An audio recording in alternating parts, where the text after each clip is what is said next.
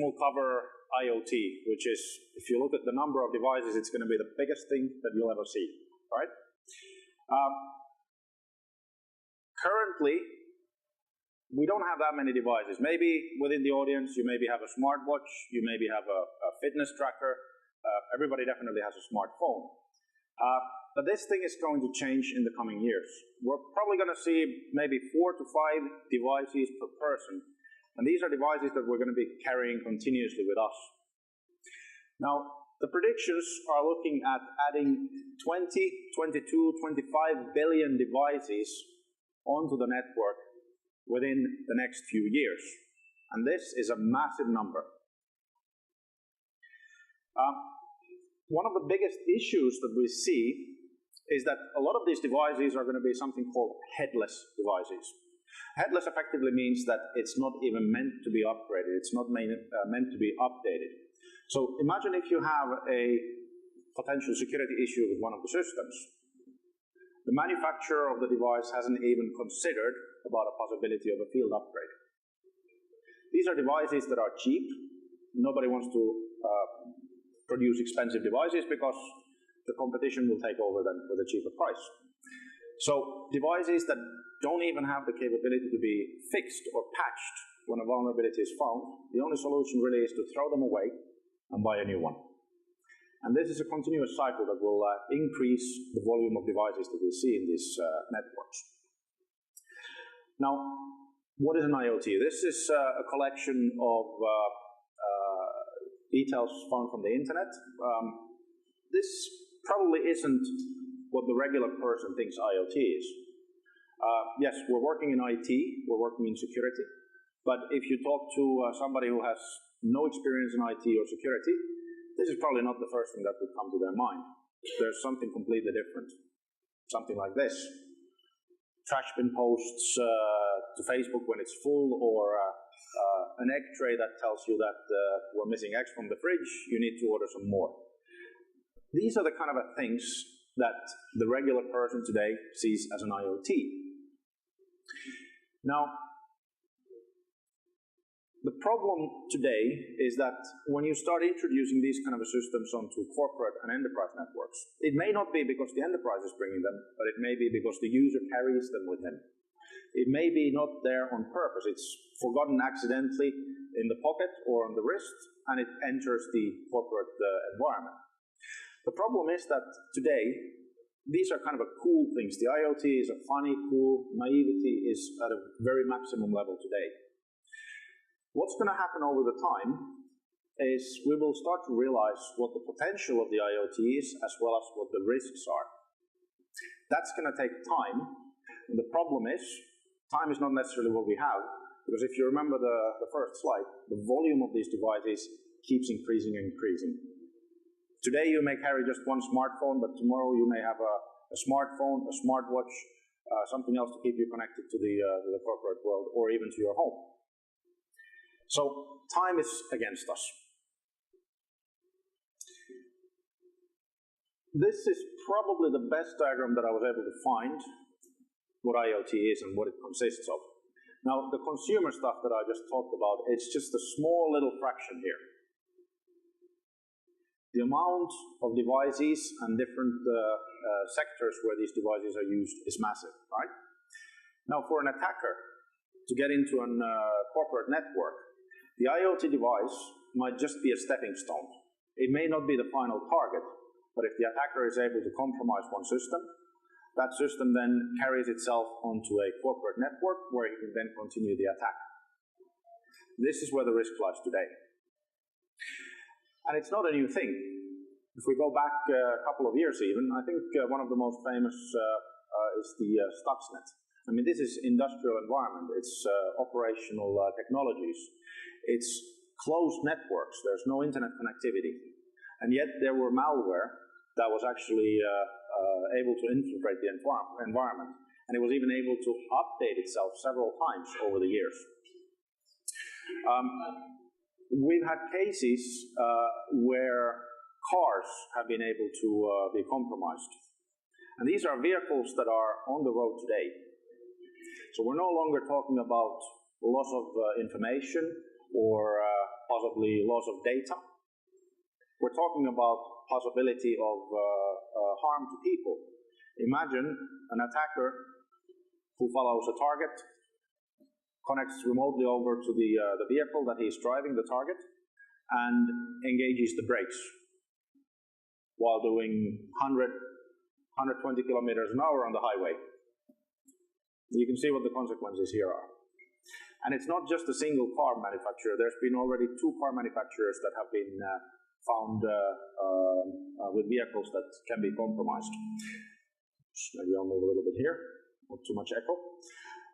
The other thing that we've seen, if you read the news last year, there was an article about a person that claimed that he had been able to access flight control systems while he was on board an airplane, and he was able to access those systems through the small little entertainment system that every seat has. The same person also claimed that he's been able to access the ISS space station remotely. Again, there's no validated confirmation of this, but these are the risks. Wherever you have devices that get connected to each other, eventually you'll find somebody who's able to connect with those devices who shouldn't be connected at all.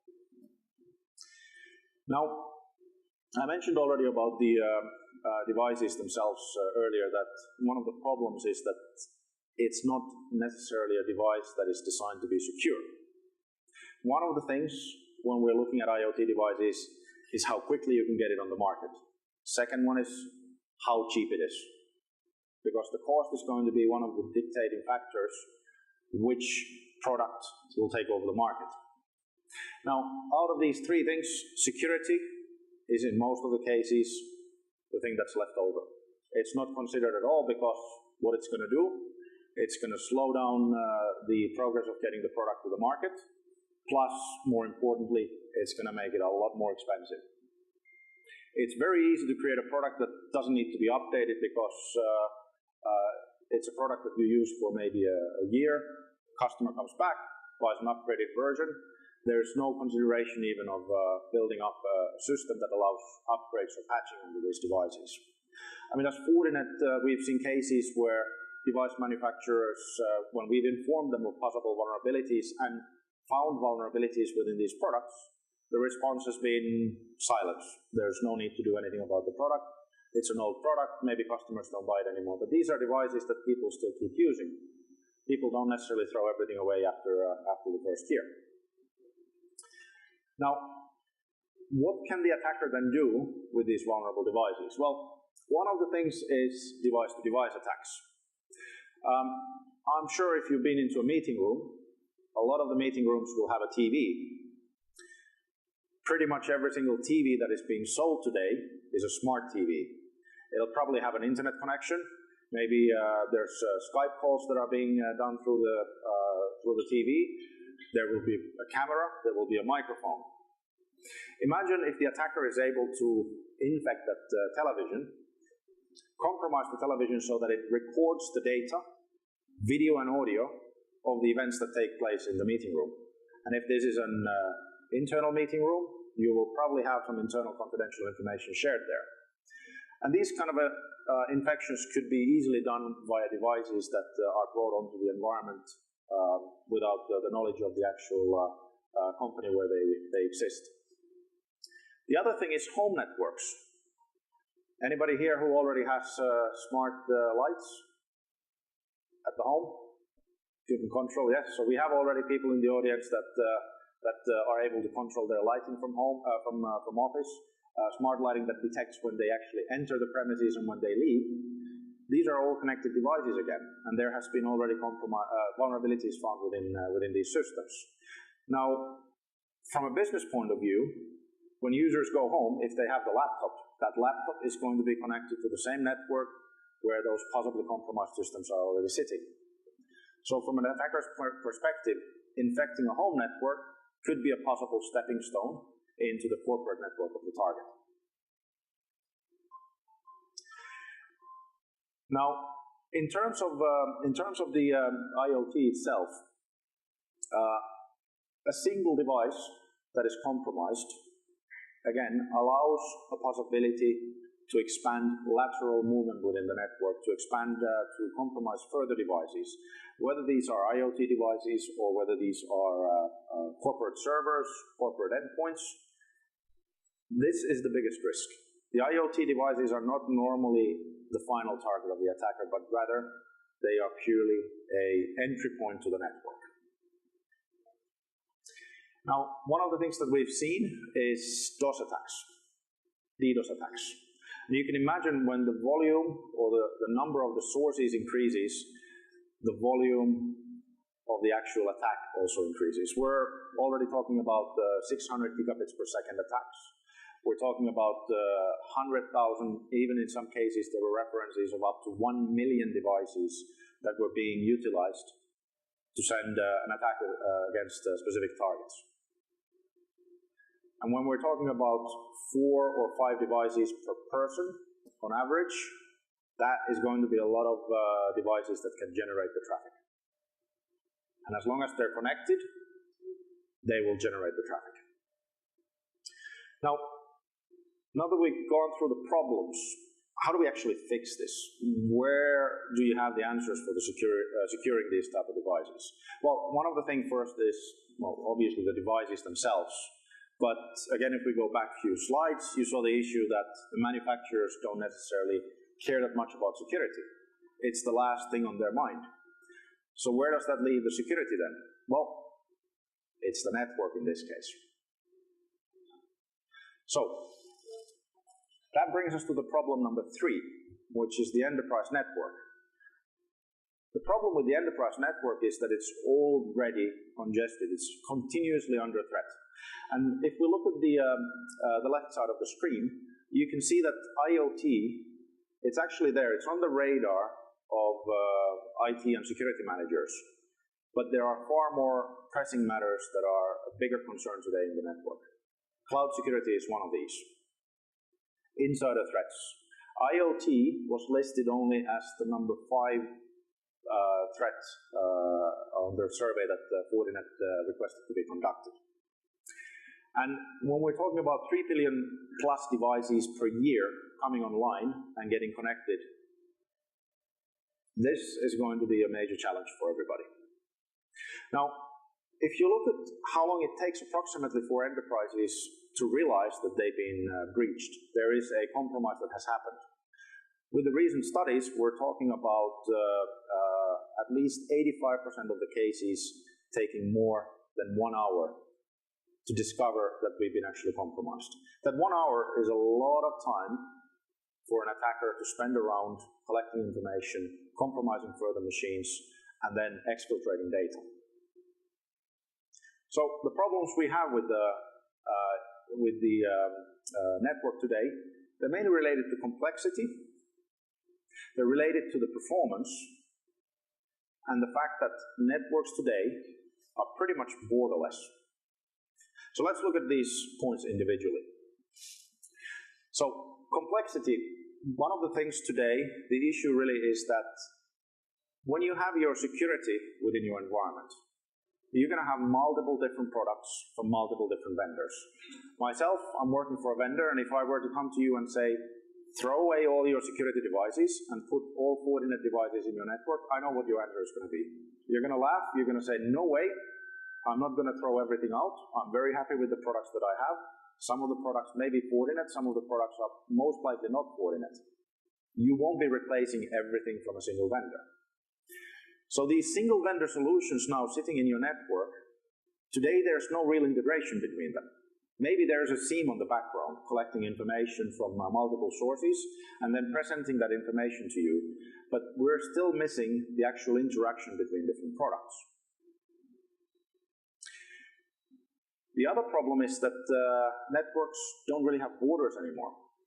Previously, it was very simple to build up your defenses on the perimeter. You had a perimeter firewall. Maybe there was a DMZ which contained some proxies for email, for web browsing. And this is where all the defenses were built. But today, like I said earlier, everybody will have a mobile phone in their pocket. That mobile phone can be used to connect the internal systems to the internet, bypassing your perimeter defenses. Maybe you're running some services in the cloud. So your perimeter now extends all the way to the cloud. You have multiple different guest networks. You don't even know who's necessarily connected to your network. You don't know what devices are even connected to your network. These are all the problems that exist today in the network. And where there is a way in, there's also a way out. The other problem is the performance. And when you look at security, it's always been seen as the opposite side of the infrastructure speed. So the more security you add, in everybody's mind, normally that translates into slowness. It will slow down the network the more security I add. And these are the clear problems that we have on the network today. And when you throw in the IoT on top of this, 3 billion devices per year, what is it going to do to your network? Is the network going to be able to handle it, or is it going to fall over? So, the obvious question is, how do we fix this? How do we address all of these issues? And better yet, how do we address them simultaneously? Now, the first thing is the complexity. As I said previously, all the vendors are usually, you could see them as security vendors that are independent islands within your network. Those islands are not connected to each other in any way. When one of the security solutions within an island detects an attack, that knowledge stays within the island. It doesn't spread anywhere else. What you need is a solution that has bridges built between these islands. So any detection happening on one of these products, it will be able to relay that information across your entire network to any other products. And I'm not talking about having everything from a single vendor, but rather building up a solution that consists of multiple different security products. But these products must talk to each other. They need to be able to update each other. Imagine you have your email security solution being able to detect a new malware that came in through the email. You want to make sure that within the next few minutes, your web application firewall and your perimeter firewall and your endpoint security are all aware of this new threat. And there's a new signature generated for these. And this is something that most likely you will have an environment with multiple different vendors, not a single vendor solution. This is the kind of a solution that you're looking for. Now, border-wise, what's easy to do is actually to consider everything in your network as a perimeter. So instead of having a clear perimeter, which is the internet link, you should start considering an environment which is segmented. You have different classes of users. You have your data center, you have maybe VLANs, you have the cloud, you have security for wireless. Each of these could be considered as a perimeter to your environment, and each of these perimeters can be secured. So integrating these solutions together is the key thing. Now for the third part, which is the performance. So today's solutions that are available actually offer high performance already. There's been a lot of development and advancement in terms of functionalities and features, and this goes hand in hand with the performance. And what's very important always is to make sure that it works for you. Testing, validating the performance of the products, whether it's a lab environment, whether it's a third-party test, or whether it's actually your own production network where you can test the new solution. These are very simple ways to make sure that whatever you're buying is the product that fits into your network. So, a couple of questions that I'll leave you with to think about before actually moving on and possibly deploying your own IoT solutions within your network. So, is there already issues with the network? Am I already suffering with the borderless network, or is there performance issues? Can I add these new devices? How much traffic are they going to generate? Who's going to secure that traffic? Is that something that my network can handle?